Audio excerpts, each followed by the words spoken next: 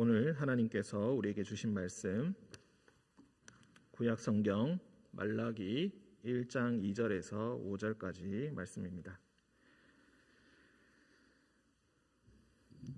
구약 성경 1326쪽 말라기 1장 2절에서 5절까지 말씀.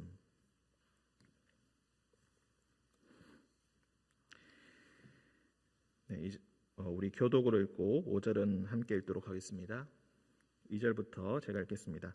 여호와께서 이르시되 내가 너희를 사랑하였노라 하나 너희는 이르기를 주께서 어떻게 우리를 사랑하셨나이까 하는도다. 나 여호와가 말하노라 에서는 야곱의 형이 아니냐. 그러나 내가 야곱을 사랑하였고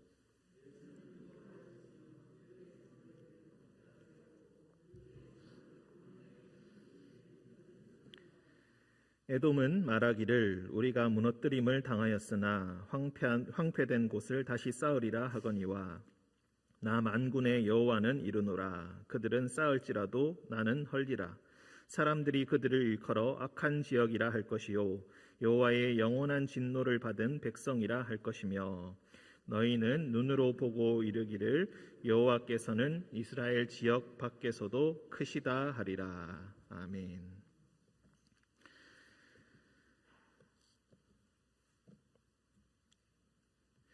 네, 오늘은 성경에 나오는 아주 즐기고 질긴 인연, 즐기고 질긴 형제의 인연, 그 이야기를 함께 나누고자 합니다. 우리는 성경을 당연히 처음부터 읽습니다. 창세기부터 읽어서 항상 그 내력을 어떻게 보면 처음부터 잘 알고 시작한다고 볼 수가 있겠습니다. 하지만 실제 살아갔던 이스라엘 백성들은 현재의 삶을 살아갈 때에 항상 현재를 열심히 살다 보니 과거를 잊고 그렇게 살아갔습니다. 그렇기 때문에 때로는 성경을 우리가 생각해 볼 때에 어쩌면은 우리는 역순으로 한번 보는 것도 굉장히 의미가 있을 것입니다. 여러분들은 형제와의 사이가 어떻습니까? 여러분 다 형제가 있으십니까? 형제 자매 남매가 있으십니까? 그 형제와 사이가 어떠십니까? 어릴 때는 어땠고 또 지금은 어떻습니까? 어쩌면은 형제가 많으신 분들 중에는 어떤 형제와는 심하게 다투어서 보지 않는 그런 형제도 있을 것이고 또 어떤 형제와는 굉장히 돈독한 사이로 남아있을지도 모르겠습니다. TV나 라디오나 이런 여러 매체의 이야기들을 가끔 듣다 보면은 이런 얘기가 나옵니다. 우리 형제, 우리 자매 또는 우리 남매는 사이가 너무너무 좋아서 어릴 때부터 한 번도 싸운 적이 없습니다. 이런 이야기를 하는 사람이 나오면은 그 패널들이나 진행자가 굉장히 깜짝 놀랍니다. 어떻게 그럴 수가 있냐? 세상에서 가장 많이 싸우는 사람이 바로 형제, 자매, 남매 사이인데 어떻게 한 번도 싸우지 않을 수 있냐 하면서 깜짝 놀라는 모습을 보곤 합니다. 형제, 자매, 남매 사이가 좋다는 것은 어떻게 보면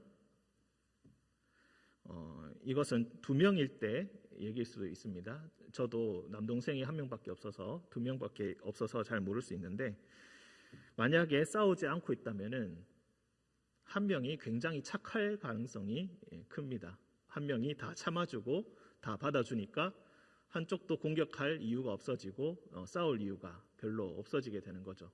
그러면서 항상 받아주고 희생하는 형제들을 위해서 미안한 마음을 가지게 되고 그리고 잘 해주는 그런 일들이 일어나곤 합니다. 하지만 보통의 형제들은 머리가 커지면 커질수록 자기의 영역에 대한 인식이 생겨나게 되고 그리고 서로 간섭하고 간섭받는 것을 서로 싫어하게 되고 그리고 굉장히 많이 싸우는 과정을 겪으면서 또 자신을 형성하고 성장해 나가는 것을 우리가 보게 됩니다. 가장 가까이 있는 존재가 가장 많이 다투고 싸우는 그런 존재라는 것입니다. 우리가 또 잘 아는 그런 사이가 있습니다. 바로 나라 사이에도 그런 일들이 있죠. 바로 한국과 일본의 사이가 바로 그런 사이입니다. 일부 역사학자들의 주장에 따르면은 일본인지 모르겠습니다. 일본은 백제의 후손이다. 백제로 건너갔다. 일본으로 건너갔다라는 그런 백제의 왕족들이 건너가서 일본의 지도 계층이 되었다. 그런 이야기를 저도 예전에 읽어본 적이 있습니다. 물론 일본은 또 반대로 이야기합니다. 일본이 우리나라 백제를 점령하여서 일본의 황제가 이제 백제 왕에게 어떤 검을 화사했다. 이런 식으로 서로 역사를 해석하기도 합니다. 가장 가까이 있으면서 가장 서로 많이 싸우기도 했고, 그리고 그 많은 감정들로 인하여서 가장 사이가 좋지 않은, 하지만 여전히 서로에게 강하게 영향을 미치고 있는 바로 그런 존재, 그런 사이가 바로 이 한국과 일본의 사이이기도 합니다. 우리가 읽어볼 수 있는 이야기 중에 이 성경에도 이런 사이가 있습니다. 바로 에서와 야곱의 사이이고, 에서와 야곱을 벗어나서 이후에 각자의 나라가 된 바로 이스라엘과 에돔이라는 나라의 이야기입니다. 이 둘은 아주 길고 질긴 인연을 가지고 있습니다.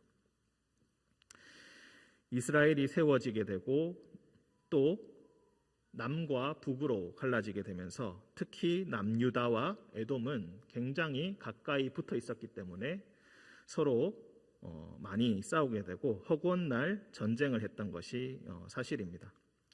물론 많은 부분 에돔이 좀 힘이 약한 그런 처지에 있었기 때문에 주로 남유다에 조공을 바치면서 봉신 노릇을 했던 것으로 보일 때가 더 많이 있습니다. 하지만 그러다가도 유다나 이스라엘이 조금이라도 약해지고 악한 왕이 서게 되어서 나라가 약해지게 되면은 금방 쳐들어와서 들고 일어나서 독립하겠다고 들고 일어나고 또 침략을 해오고 침공을 해오는 그런 일들을, 아웅다웅하는 일들을 늘 겪어왔던 것입니다. 다윗도 그러하였고 또 다른 왕들도 항상 이 새로 왕이 되어서 에돔을 먼저 정벌하는 일이 종종 일어나곤 했는데, 그 중에서 가장 특이한 왕이 아마샤라는 왕이 있습니다. 이 아마샤는 요아스의 아들입니다. 그리고 우시야 왕의 아버지이기도 합니다. 이 아마샤 왕은 처음에 왕위에 올라서 에돔과 전쟁을 벌입니다. 그리고 에돔에게 크게 승리를 거두게 됩니다. 그런데 보통은 거기서 이제 이기고 거기서 끝이 나게 되는데, 이 왕은 특이하게도 에돔의 우상들에게 반하게 됩니다. 이게 역대기에 보면 나오는 기록인데, 자기한테 진 나라, 그러니까 전쟁을 벌여서 진 나라의 신에게 매료되어서 그 신을 자기 나라에 들여가는 아주 특이한 일을 이 아마샤라는 왕이 하게 됩니다. 그렇게 아마샤 왕은 제사장에게 이 우상을 보내어서 성소를 설치하게 하고 섬기게 합니다. 이 일로 인하여서 어쨌든 아마샤는 전쟁에서 이겼기 때문에 크게 자신감을 얻게 되었고, 이제 북이스라엘의 왕인 요아스라는 왕에게 도전하게 됩니다. 자기 아버지 요아스 왕과 이름이 똑같은 왕이긴 한데, 이름이 똑같은데 다른 왕이죠. 북이스라엘의 왕인데 그 북이스라엘의 왕에게 도전을 하게 됩니다. 그런데 이 도전은 크게 패하게 되고, 아마샤는 크게 지게 되고 왕위에서도 쫓겨나게 되고 결국 신하들에게 암살을 당하게 되는 그런 처지에까지 놓이게 됩니다. 왜 이렇게 비참하게 패배를 하였는가? 에돔의 우상들을 들여와서 하나님께서 그에게 진노하셨다. 역대기는 그렇게 표현을 하고 있습니다. 그리고 이런 일들을 계속해서 겪으면서 역사는 흘러가게 되고, 계속 성경을 읽다가 보게 되면은 예언자들도 마찬가지고 역사에서도 마찬가지고 에돔에 관한 저주가 계속해서 나오는 것을 보게 됩니다.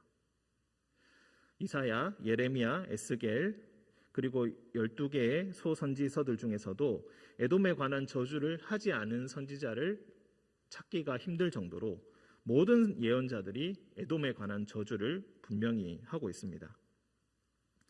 특히 이 에돔에 관한 저주가 더욱더 강렬해지는 것은 이스라엘이 실제로 멸망할 때, 즉 나라가 멸망할 때에 더욱더 그것이 극에 달하게 됩니다.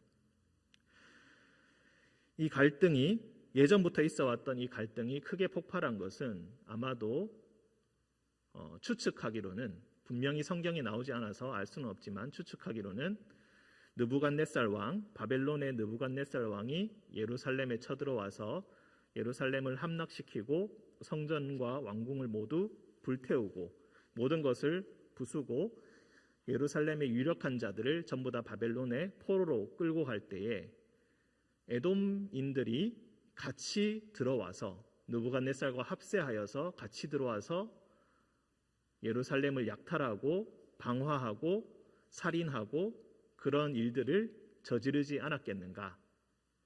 아니면은 느부갓네살 왕과 미리 연합하여서 예루살렘에 침공할 수 있는 길을 다 알려주고 도망가는 길까지 모두 다 알려주어서 이스라엘 백성들이 도망가서 다시 세력을 형성하지 못하도록 도와준 것이 아닌가, 그런 추측들을 종종 하고는 합니다. 그렇지 않다면은 이렇게 가혹하게 에돔에 관한 저주를 할 리가 없다. 어찌되었건 간에 이 기원전 586년에 있었던 이 예루살렘의 멸망, 이 이후에 에돔에 대한 원망과 증오심은 그야말로 상상을 초월할 만큼 아주 커지게 되고 더욱더 깊어지게 됩니다. 아무리 우리가 사이가 좋지 않아도 그렇지, 그래도 가까이 살던 나라인데 어떻게 이렇게 도와주지는 못할 망정, 도와주지 못한다고 하면 그냥 방관이라도 할 것이지 앞서서 들어와서 약탈하고 그리고 이렇게 뒤통수를 심하게 칠 수가 있겠는가? 이 이스라엘 예루살렘의 멸망 이후로는 이제 에돔은 그야말로 불구대천의 원수가 된 것입니다. 이제는 에돔이라는 이름 자체가 그냥 영원한 적을 상징하는 그런 존재가 된 것입니다. 에돔에 대한 저주가 구약 성경 모든 책까지는 아니지만 거의 대부분의 책에 많이 나오기 때문에 어떤 학자들은, 성경을 연구하는 학자들은 에돔에 대한 저주가 구약 성경에 나오는 아주 중요한 특징 중에 하나다라고 할 정도로 이 에돔에 대한 저주가 굉장히 깊어지게 되었습니다. 그런데 이렇게 또 계속해서 또 시간은 흘러가게 됩니다. 예레미야의 예언대로 바벨론의 포로로 끌려가서 이제 70년 동안 포로의 생활을 하게 됩니다. 70년이 지나서 자신들을 멸망시켰던 그 바벨론이라는 나라, 그 바벨론이라는 나라가 또 70년 만에 멸망을 하게 되고 그 이후에 페르시아, 우리 성경에는 바사라고 나오는 그 페르시아라는 나라 고레스에 의해서 세워지게 되고 그 고레스에 의해서 이제 이스라엘 백성들은 다시 돌아오게 됩니다. 다시 돌아와서 성전의 터를 만들어 놓고 이제 에스라서에 보면 그 이야기가 나옵니다. 이제 성전의 터를 만들어 놓고 난 다음에 이제 찬양을 부르는데 나이가 든 사람들은 옛날 생각이 나서 눈물을 흘리고 젊은 사람들은 아주 기뻐하였다라는 그런 기록을 우리가 읽어볼 수가 있습니다. 예전에 그 아름다웠던 그 성전, 우리의 고향에 세워져 있던 그 성전과는 너무 달라서 다시 돌아와서 보니까 흔적도 얼마 남아있지 않는 황폐한 그 예루살렘의 환경을 또 보면서, 그리고 낯선 이방인들이 그 예루살렘에 살아가는 그 모습을 보면서 사람이 얼마 없어서 여우와 야생 동물들이 아무렇지 않게 돌아다니는 그 모습을 바라보면서 나이 든 사람들은 눈물을 흘렸고, 그렇게 이제 다시 성전이 세워지고 예루살렘이 세워질 것이라는 그런 소망으로 살아가게 되었습니다. 하지만 하나님의 약속이 있기 때문에 이 모든 것들이 순적하게 잘 진행되고 잘 될 줄 알았지만 현실은 그렇지가 않았습니다. 성전을 다시 짓는데 옛날의 솔로몬의 성전보다는 훨씬 규모가 적은 성전을 짓는데 20년 이상의 세월이 걸려야 했습니다. 먹고 살기가 너무나 힘들다 보니까 함께 모여서 살지를 못했고 사람들은 계속 흩어져야만 했습니다. 힘을 모으지 못해서 계속해서 적들의 침략을 당하게 되었고 주변의 사람들에게 질투, 시기 그런 것들을 당하게 되면서 삶이 너무나 어려워졌기 때문입니다. 성전을 지어야 할 동기가 없었고 농사도 잘 되지 않았고 모든 것이 힘든 상황에 있었습니다. 그때 학계 선지자가 나타나서 이렇게 예언을 합니다. 너희가 농사가 잘 되지 않고 너희가 먹고 살기가 힘들고 이 모든 것이 잘 안 되는 이유는 성전이 없어서 너희가 먼저 하나님을 섬기는 그 마음이 부족하여서 먼저 성전을 우선시하지 못한 그 잘못으로 인한 것이다. 너희가 먼저 하나님을 경외하는 마음으로 성전을 지어라. 하나님을 믿는 그 신뢰하는 그 마음으로 먼저 하나님의 성전을 지어야 한다. 지금 너무나 어렵고 힘들다 할지라도 그래도 그런 것들을 먼저 감당할 수 있어야 한다. 그렇게 학계 선지자와 그리고 스가랴 선지자가 백성들을 격려하고 그리고 그렇게 겨우 20년 만에 세워지게 된 것입니다. 성전을 세워서 참 이제 또 모든 것이 잘 될 줄 알았는데 생각보다 현실은 너무나 어렵습니다. 고레스 왕 때 1차 귀환을 하게 되는데 그때 지도자가 스룹바벨 그리고 여호사닥이라는 대제사장 이 두 명이서 백성들을 이끌고 돌아오게 됩니다.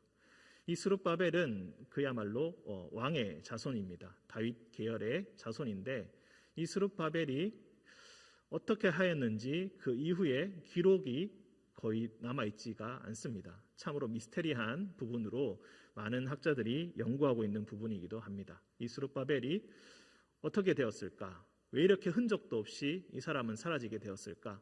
분명히 학계 선지자에 따르면은 하나님의 인장으로 세우심을 받았다. 스룹바벨은 그 역할을 잘 감당하게 될 것이다 라고 했는데 그 사람은 도대체 어디로 사라졌을까? 그렇게 첫 번째 포로 귀환을 하고 난 이후에 약 70년 또 70년이 지나서 이제 선지자가 아니라 에스라가 이제 백성들을 이끌고 두 번째로 귀환을 하게 됩니다. 에스라가 오게 되고 그리고 또 약 13년 정도가 지나서 이제 느헤미야가 하나님께 사명을 받고 이곳에 총독으로 오게 됩니다. 느헤미야가 와서 보니까 성전은 있는데 예루살렘의 형태는 있는데 너무나 그 처지가 비참하여서 상상을 초월할 정도로 비참하여서 그것을 보고 있으니 참 할 말이 없을 정도였습니다. 성벽이 전부 다 무너져 있었고 언제 누가 쳐들어올지 모르는 그 두려움과 공포 때문에 사람들은 전부 다 예루살렘 밖에 나가서 각자 도생하고 있었고 성전은 거의 버려다시피 하고 레위인들까지 성전을 떠나서 먹고 살 길을 찾아서 다 떠나가 있었습니다. 예루살렘 안에 사람이 별로 없다 보니까 여우가 돌아다니는 모습을 보게 됩니다. 느헤미야는 처음에 와서 이 모든 것들을 오자마자 밤중에 돌아다니면서 한 바퀴 둘러보고는 이 모든 현실을 정확하게 깨닫게 되고 가장 먼저 해야 할 것으로 예루살렘의 성벽을 쌓는 것부터 시작하게 됩니다. 당연히 성벽을 쌓기 시작하자마자 주변에서 견제가 들어옵니다. 너희가 아무리 열심히 쌓아봤자 여우 한 마리 올라가면 다 무너져 내릴 것이다. 이런 비아냥까지 들으면서 느헤미야는 한 손에 무기를 잡고 한 손으로는 벽돌을 나르면서 그렇게 예루살렘 성벽을 짓고 성문을 만들고 그런 일들을 잘 감당했던 것입니다. 그래서 그 일을 불과 52일 만에 예루살렘 백성들과 함께 그것을 감당하게 된 것입니다. 참 오랜 세월입니다. 나라가 망하고 난 다음에 70년, 또 70년, 또 10년 그렇게 세월이 많이 흘러가게 됩니다. 이전에 바벨론에서 지낼 때 이스라엘 백성들은 예배를 드리기 위해서 밤에 강가로 나갔습니다. 밤에 강가로 나가서 흘러가는 물을 보면서 이 흘러가는 물이 우리 고향에까지 이르지 않을까. 고향을 그리워하는 마음, 이 강물에 띄워서 같이 보내고 싶은 그런 마음이었을 것입니다. 하지만 하나님께 예배드리고 찬양하는 것도 참으로 힘든 일이어서 그렇게 강물 소리에 자신들의 눈물 소리를 감추면서 자신의 눈물 섞인 찬양의 소리, 기도의 소리를 감추면서 그들은 그렇게 예배를 드려왔던 것입니다. 그렇게 그들은 포로 생활을 하면서 우리가 왜 멸망당했을까? 우리나라는 왜 망했을까? 우리는 왜 이렇게 지금 비참한 처지에 놓이게 되었을까? 여기서부터 자기 반성이 시작됩니다. 옛날의 역사를 되짚어보면서 우리의 처음이 어땠는가? 우리의 지금 처지는 도대체 왜 이런 것인가? 역사를 하나하나 되돌아보고 그리고 말씀하여 왔던 그 모든 선지자들의 말씀을 다시 하나하나 살펴보고 정리를 하면서 특히 서기관들은 밤마다 그 모든 책들과 모든 자료들을 모아서 밤마다 호롱불을 끄지 않으면서 밤을 새어가면서 그렇게 한자 한자 하나님의 말씀을 다시 정리하고 다시 묵상하고 다시 생각하고 정말 너무나 잔혹할 정도로 철저하게 자기의 반성을 시도하게 됩니다. 그래서 깨달은 결론이 결국 무엇입니까? 우리가 하나님께 불순종하였다. 그냥 생각 없이 살아갈 때는 잘 몰랐는데 나라가 세워져 있고 성전이 잘 되고 나라가 번영하고 있으니까 우리가 하나님께 잘하고 있는 줄 알았는데 다시 이렇게 역사를 되돌아보니까 정말 우리가 너무할 정도로 하나님을 너무 멸시하였고 하나님의 말씀을 듣지 아니하였고 하나님 말씀에 전혀 순종하지 않았구나. 얼마나 우리의 죄악이 깊은가. 우리는 앞으로 어떻게 해야 하는가? 이 실수를 반복하지 않기 위해서 우리는 또 어떻게 해야 하는가? 그렇게 눈물로 밤을 지새면서 성경을 정리하고 구약 성경을 만들고 읽어나갔던 것입니다. 때로는 원망의 마음까지, 때로는 그 모든 간절했던 기도의 마음까지 하나도 빠뜨리지 않고 그 안에 다 담아서 우리가 다시는 이런 실수를 반복하지 않으리라. 하나님께서 이렇게 우리를 비참하게 하셨지만 그것이 우리의 모두의 죄악이었고 하나님께서 여전히 우리를 버리지 않으셨다는 또한 확신이 있었고 70년 후에는 다시 돌아갈 수 있다는 예레미야의 예언이 분명히 있었기에 그들은 지금 힘들다 할지라도 하나님께서 분명히 우리를 붙드시고 그 미래를 주님께서 지켜주시리라는 그 확신을 가질 수가 있었던 것입니다. 하지만 우리가 예전에 설교에서 제가 한번 말씀드린 바와 같이 일반 백성들은 이것을 잘 알지 못했습니다. 지금 이 내가 처한 상황이 어떤 맥락하에 있는지 하나님께서 들려주시는 그 스토리 어디 부분에 우리가 지금 서 있는지 그것을 알지 못했고, 지금 먹고 살기에 바쁘고 지금 내가 누리고 있는 이 바벨론의 풍요로움에 빠지게 되고, 하나님께서 설정하시는 방향은 생각하지 않고 자신과 자신의 가족만이 잘 살 수 있는 방향을 찾게 되고, 예루살렘으로 돌아갈 것이냐 물었을 때 이미 돌아갈 마음을 잃게 된 그런 처지에 놓이게 되었다는 것입니다. 그래서 돌아갈 때도 다 돌아가지 않았습니다. 에스라 7장을 또 읽어보시면 이런 이야기가 나옵니다. 에스라가 백성들을 이끌고 예루살렘으로 돌아가고자 하는데 레위인이 하나도 없었습니다. 성전이 있는 예루살렘으로 돌아가는데 레위인이 어떻게 하나도 없을 수가 있는가? 이미 그 사명을 다 잊어버렸던 것입니다. 너무 오랜 세월 동안 어쩌면 자신이 레위인이라는 희미한 인식만이 남아있고 성전에 돌아가고자 하는 열망도 없어지고 사모함도 없어지고 그 모든 자기의 정체성을 잃어버린 채 그냥 어디선가 내가 먹고 살 수 있는, 내가 자리 잡을 수 있는 그곳에서 그냥 그렇게 살고 있었던 것입니다. 그래서 에스라는 수소문하여서 레위인을 찾아내게 되고 돌아가자 설득을 하게 되고, 그렇게 해서 돌아오는 그런 기록들도 우리가 분명히 읽어볼 수가 있습니다.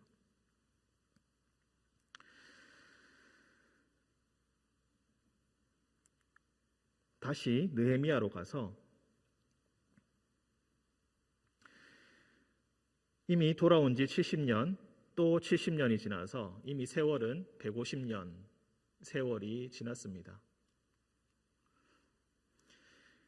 그런데 느헤미야를 읽어보시면은 짐작할 수 있듯이 제대로 세워져 있는 것이 거의 없습니다. 성벽 세우고 기뻐하는 장면이 거의 대부분의 내용입니다. 1장부터 12장까지 성벽을 세우는 그 장면들이 나오지만 이제 느헤미야가 다시 페르시아 궁궐로 잠시 돌아갔다 온 그 사이에 그야말로 모든 것이 리셋돼 버리는 그런 상황이 오게 됩니다. 레위인들은 성전에서 탈출하여서 다른 곳으로 가게 되고, 안식일을 거룩하게 지키라라고 했더니 안식일에 예루살렘 성문을 우상 파는 상인들에게 열어줘서 백성들은 그것을 안식일날 사고 있고, 일반 백성들은 다들 너나 할 것 없이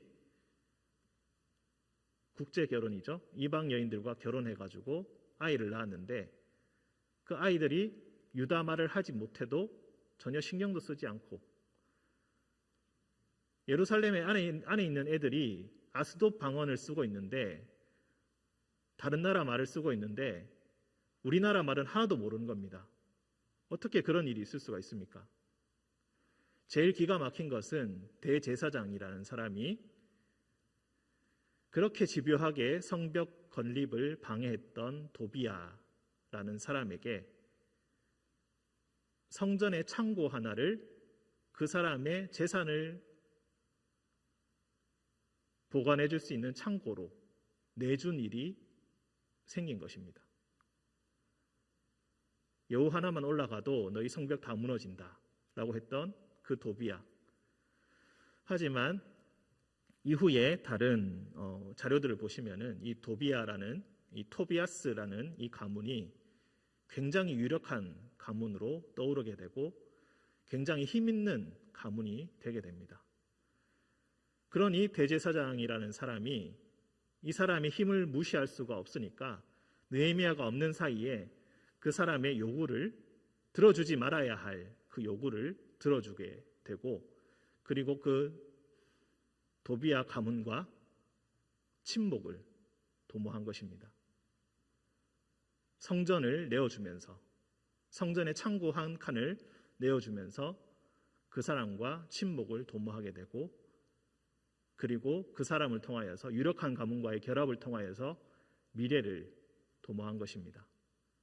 이것이 여호와 하나님을 섬기는 대제사장이 해야 할 일인가? 할 수 있는 일인가? 상식적으로 생각해봐도 도저히 있을 수가 없는 일입니다. 차라리 자기의 집을 내줄지언정 성전은 내주지 않아야 하는 것이 대제사장의 사명인데 성전의 창고를 버젓이 그의 사유물을 챙길 수 있는, 더군다나 그 사람이 뇌물로 받는 그 재산들을 보관하는 창고로 부패의 부정의 도구로서 성전의 창고를 내주는 그런 일들을 벌이게 된 것입니다. 느헤미야가 다시 와서 보니까 참 기가 막히지 않을 수가 없습니다.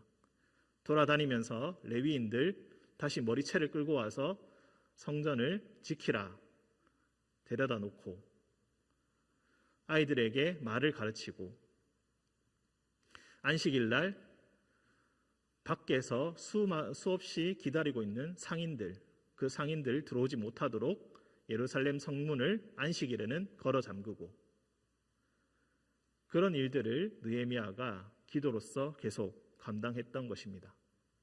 그 이후에 또 어떻게 되었는가? 성경에는 그 이후에는 말이 별로 없습니다. 그리고 그 이후에 우리가 간접적으로 이런 일들을 살펴볼 수 있는 것이 바로 오늘 말씀 말라기 배경이 되는 것입니다. 포로기가 지나고 다시 이제 돌아오게 되어서 이제 살아가는 그 모든 과정 가운데서 먹고 사는 것이 너무 힘들고 살아가는 것이 녹록지 않았던, 그리고 생각했던 이상보다 너무나 뒤처진 현재의 삶을 보면서 사람들은 이렇게 물어봅니다. 말라기의 선지자에게 이렇게 물어봅니다. 2절에 보시면은 여호와께서 이르시되 내가 너희를 사랑하였노라. 하나님께서 우리를 사랑하신다라고 말씀하시는데 너희는 이르기를, 너희가 누구입니까? 예루살렘 이스라엘 백성들입니다. 일반 백성들이 이렇게 묻는다는 것입니다. 주께서 어떻게 우리를 사랑하셨나이까? 주님께서 우리 사랑하시는 건 맞습니까? 아무리 봐도 우리 별로 사랑하시는 것 같지 않습니다. 하나님께서 우리를 사랑하신다면 우리가 지금 왜 이렇게 살아갑니까? 우리 왜 이렇게 힘듭니까? 우리 처지가 지금 왜 이렇습니까? 사랑하신다는 말 정말입니까? 이렇게 묻고 있다는 것입니다. 그때 하나님의 대답, 말라기 선지자를 통하여서 해주시는 그 대답이 이렇습니다. 에서는 야곱의 형이 아니냐? 그러나 내가 야곱을 사랑하였고 에서는 미워하였으며.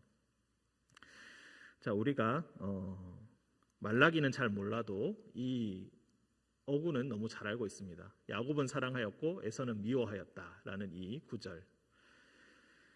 창세기에 나오는 이야기들, 조금은 이해하기 어려운,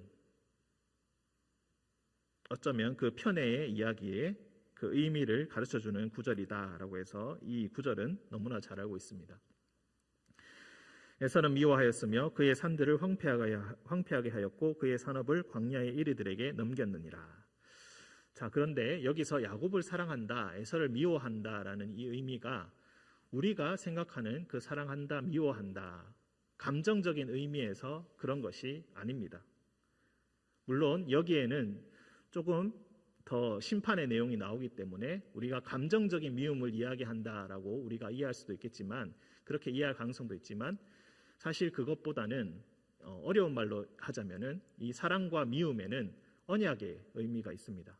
언약이란 것은 무엇인가? 선택한다. 저 쉽게 이야기해서 우리가 이렇습니다. 우리가 물론 혹시 결혼을 안 하신 분은 없으시죠? 결혼을 한다면은 어떻게 합니까? 한 사람을 선택하여서 결혼을 하게 됩니다. 내가 물론 100% 숙고해보고 다 선택지들을 다 충분히 검토해보고 그렇게 한 것이 아니라 할지라도 어찌되었건 나는 한 사람을 선택하였고 그 사람과 지금 살아갑니다. 그런데 만약에 한쪽이 사랑이 넘쳐가지고 한 사람한테 집중을 못한다면은, 분명히 결혼을 했는데 이 사람도 사랑하고 저 사람도 사랑하고 많은 여자를 사랑한다면, 혹은 많은 남자를 사랑한다면은 어떻게 되겠습니까? 그것이 사랑이겠습니까? 결혼할 때 선택한다라는 이 사랑은 열렬한 감정만을 이야기하는 것이 아니라 그 사람의 곁에 계속해서 어떤 일이 있다 할지라도 계속해서 남아있고 그 사람과 함께하겠다는 결단입니다. 감정만 가지고 가지가 않습니다.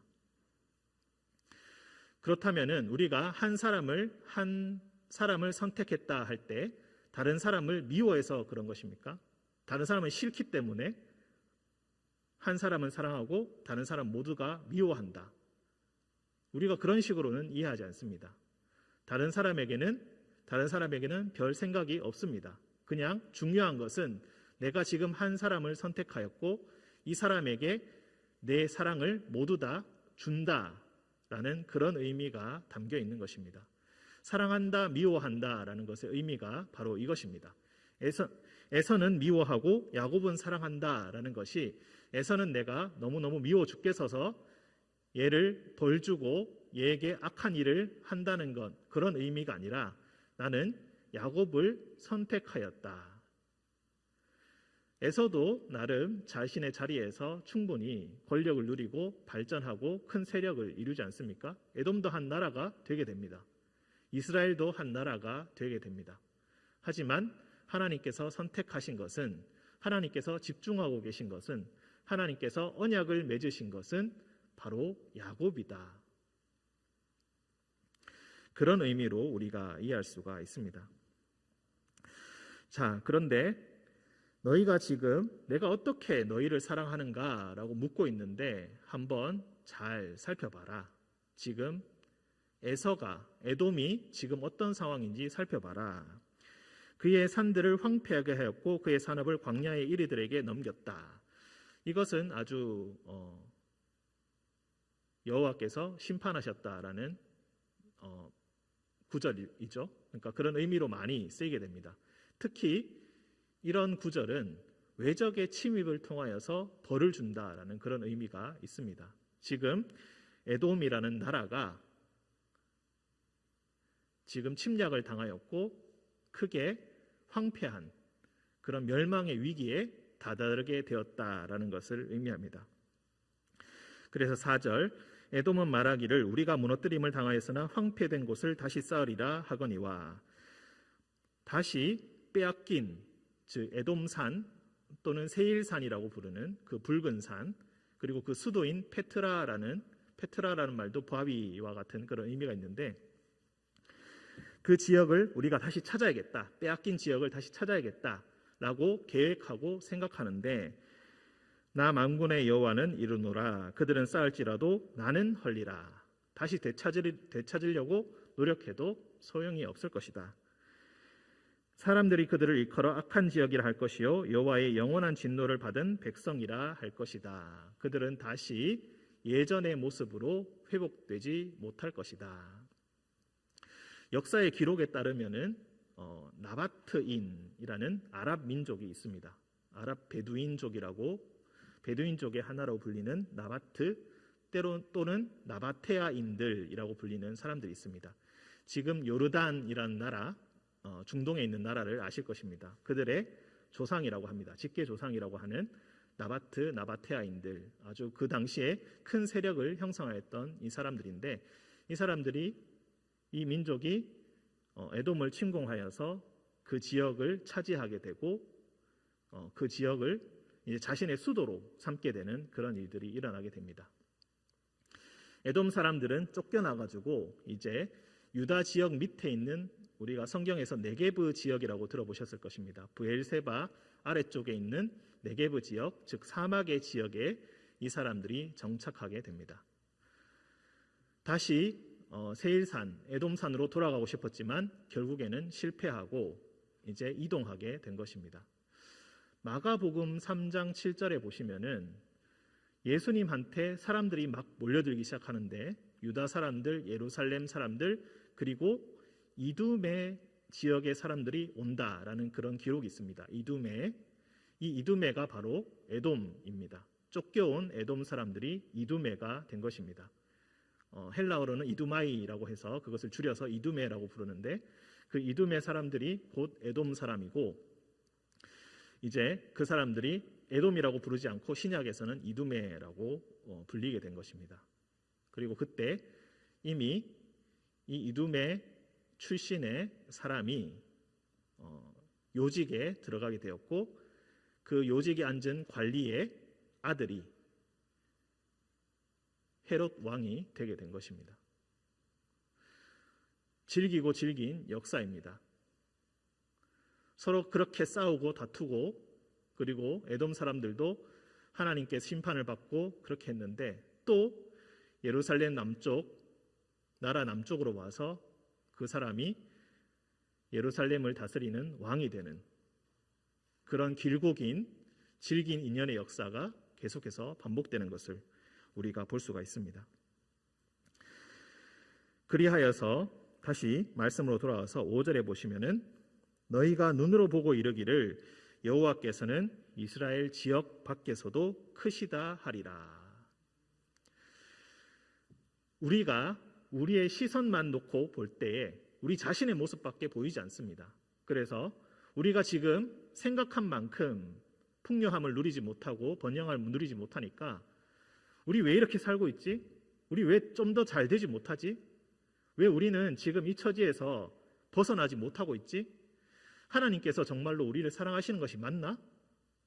이런 생각이 든다는 것입니다. 하지만 시야를 넓혀서 보아라. 지금 에돔, 너희 바로 옆에 있는 나라인 에돔을 봐라. 침략을 당하여서 나라를 빼앗기고 있지 않느냐. 지금 너희는 지킴을 받고 있고 보호를 받고 있는 것이다. 여호와께서는 이스라엘 지역 밖에서도 크시다. 너희는 지금 너희가 받고 있는 보호와 은혜를 전혀 깨닫지 못하고 있고, 지금 너희가 사랑을 받고 있다는 것을, 인도하심과 보호하심을 받고 있다는 그 사실을 깨닫지 못하고 있다. 그러니 다시 시야를 넓혀서 보라 라는 것이 바로 이 1장 2절에서 5절까지의 의미가 되는 것입니다. 물론 오늘 말씀의 의미는 이것이지만, 사실 오늘 제가 전하고자 하는 것은 이 성경의 긴 이야기를 이야기하는 것입니다. 가장 가까운, 다시 우리가 이런 시점에서 다시 한번 과거를 되돌아본다면은, 우리가 왜 이렇게 되었을까 다시 되돌아보면은 어떻게 됩니까? 다시 거슬러 올라가 보면 어떻게 됩니까? 불구대천의 원수라고 그렇게 미워하고 증오하고, 또 시간이 지나면 그것이 가라앉고, 이런 과정들을 겪어왔던 그 모든 과정들을 되돌아보고 또 되돌아보니까, 거슬러 올라가고 또 거슬러 올라가 보니까 알고 보니 우리는 형제였다는 것입니다. 에서와 야곱은 더군다나 쌍둥이라는 것입니다. 그렇게 미워하고 그렇게 싫어하고 정말 입에도 담기 싫을 만큼 보기만 봐도 저주가 나오는 그 나라, 그 사람들이 알고 보니까, 거슬러 올라가 보니까, 창세기를 읽어보니까 쌍둥이라는 것입니다. 같은 아버지를 둔 쌍둥이. 질기고 질긴 이 인연이 지금 이 어렵고 힘들고 이 미운 이 사람이 알고 보니 나의 형제, 나의 가장 가까운 쌍둥이였다. 모습은 너무나 다르고 성향도 너무 다르지만 우리는 쌍둥이였다. 하지만 이 역사는 계속해서 이 미움의 역사, 이 사랑의 역사는, 이 엎치락 뒤치락하는 이 역사는 계속해서 이렇게 흘러가고 있는 것이구나. 그렇게 되돌아보니 미울 때는 너무나 미웠고 좋을 때는 너무나 좋았고 이 모든 과정들이 다시 새롭게 보이는 것입니다. 너무 미움에도 빠지지 않고 너무 사랑에도 빠지지 않고 온전한 마음으로 이제 서로를 바라보고 이 긴 역사 안에서 다시 한번 화해할 수 있고 서로를 대화할 수 있고 서로를 쳐다볼 수 있는 한자리에 있을 수 있는 이런 역사들을 우리가 보게 된 것입니다. 오늘 말씀에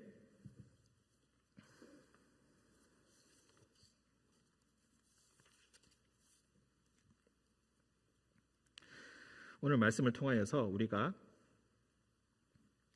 다시 한번 에돔과 야곱의 역사를 되돌아보기를 원합니다. 우리가 싸운 이유는 불구대천의 원수가 아니라 형제라서 싸웠던 것입니다. 그리고 그 모든 일들 가운데 하나님의 개입이 있었다는 것입니다. 그리고 하나님께서는 싸움 잘하는 자 에서가 아니라 약한 자 둘째 아들 야곱을 사랑하셨다는 것을 우리가 기억해야 할 것입니다. 무엇이 옳으냐, 무엇이 그러냐, 누가 더 억울하냐, 누가 더 잘했냐 이런 생각들은 이제 다 내려놓고 도도한 흐름의 역사 안에서 다시 한번 우리는 이 일을 관망하고 우리의 인생의 의미가 무엇인지, 나의 형제들은 누구인지, 내가 그동안 싸워왔던 그 싸움들과 극복하지 못했던 갈등들을 다시 한번 되짚어보는 그런 시간이 되길 원합니다. 그리고 무엇보다 이런 모든 일들을 통하여서 혹시 나는 사랑받고 있었음을 잊지 않았는지 다시 한번 숙고하는 하루 되시기를 주님의 이름으로 축원드립니다. 함께 기도하겠습니다. 사랑이 많으신 주님, 성경의 긴 이야기를 함께 나누어 보았습니다. 역사를 통하여서 하나님께서 무엇을 말씀하고 계시는지 반성하였던 이스라엘 백성들, 그리고 이 성경, 주님께서 주신 하나님의 말씀, 그리고 그 철저한 자기 반성과 그리고 이야기들을 통하여서 우리가 쌍둥이와 같이 똑같이 잘못한 것이 있고 우리가 서로 미워하는 부분이 똑같이 나에게도 있음을 우리가 깨닫게 됩니다. 주님, 이 모든 역사 가운데서 주님께서 사랑하시고 때로는 심판하시고 때로는 벌 주시는 이 모든 때에 하나님의 계획과 하나님의 섭리와 하나님의 이야기를 우리가 전체적으로 바라볼 수 있게 우리의 시야를 넓혀주시고 주님 그 이야기 속에 우리가 어느 이야기를 따라가고 있는지 알게 하시고 우리의 이야기를 하나님의 이야기 속으로 들어가는 우리의 역사가 되게 하시고 의린교회의 역사가 되게 하여 주옵소서. 주님, 하나님의 이야기 속에서 우리 인생의 의미를 발견하게 하시고 주님 인생의 의미 그리고 사랑의 의미 그리고 미움의 의미 그 모든 것을 알게 하셔서 주님 앞에서 새로운 지혜를 얻고 주님 우리의 인생을 주님의 뜻대로 살아가는 우리 성도들 되게 주님 인도하여 주옵소서. 거룩하신 예수님의 이름으로 기도합니다. 아멘.